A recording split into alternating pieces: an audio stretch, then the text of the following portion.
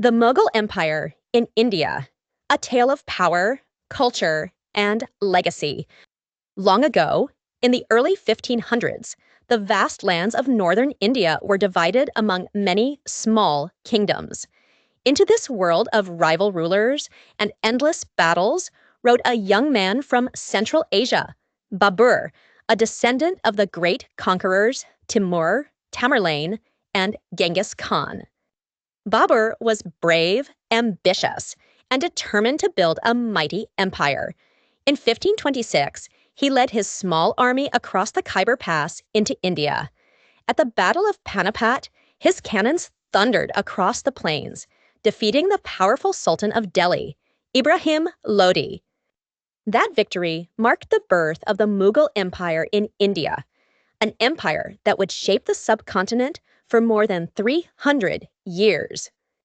Humayun, the exiled emperor. After Babur's death, his son Humayun took the throne. But Humayun was not as strong as his father.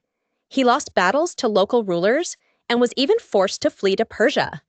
Yet fortune smiled upon him. With Persian help, he returned years later and reclaimed his throne. Sadly, soon after, he died in an accident, leaving the empire to his young son, Akbar. Akbar the Great, the builder of an empire. When Akbar became emperor at just 13 years old, many thought the empire would crumble again.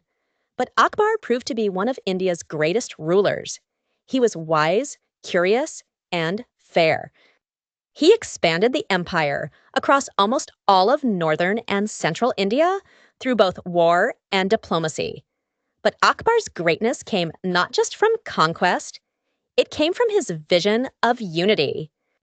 He respected all religions, inviting Hindus, Muslims, Sikhs, and even Christians to his court. He ended unfair taxes on non-Muslims and encouraged marriage between different communities. His court became a center of art, music, architecture, and philosophy. The city of Fatehpur Sikri, which he built, stood as a symbol of his dream, a place where ideas and cultures met. Jahangir and Shah Jahan, the golden age of art and architecture. Akbar's son Jahangir inherited his father's empire and love for beauty. He encouraged painters to create breathtaking miniature art and promoted Persian-style gardens. His wife, Nur Jahan, was powerful and intelligent, guiding much of the empire's administration. Their son, Shah Jahan, brought the Mughal Empire to its artistic peak. He built magnificent monuments, the most famous being the Taj Mahal, a white marble masterpiece built in memory of his beloved wife, Mumtaz Mahal. Under Shah Jahan, the Mughal court glittered with wealth and grandeur. The empire's architecture, poetry, and craftsmanship became admired worldwide. Aurangzeb, the empire's expansion and decline. After Shah Jahan's death, his son Aurangzeb took power. He was a strict and religious ruler who expanded the empire to its largest size, stretching from Kashmir in the north to the southern tip of India. But Aurangzeb's long wars drained the empire's wealth, and his rigid policies caused discontent among many groups.